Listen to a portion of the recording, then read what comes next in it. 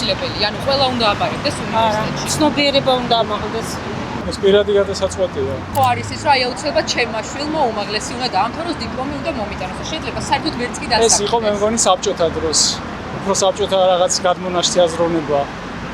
შეუძლია ადამიანმა რაც უყვარს ისაკეთოს და იმით გააკეთოს იმაზე ბევრად მეტი ფული, ვიდრე გააკეთებდა პროფესიით. კომენტარის გარეშე რა საკვირველია?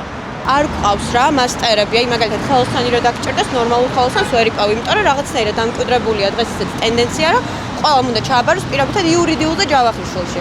ხო და მე ესევ კარგავთ გარკვეული სახის პროფესიებს, რომლებსაც უმაღლესი არ ჭირდება. რა საჭიროა?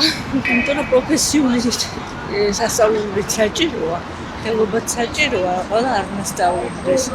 ყველას არ შეუძლია სწავლა და მაპატიეთ ამ სიტყვაზე მოდისთვის სწავლა კიდე და მე ამთავრებენ და არ აქვს სამსახური და ეძებენ სადადიან ერთმანეთს.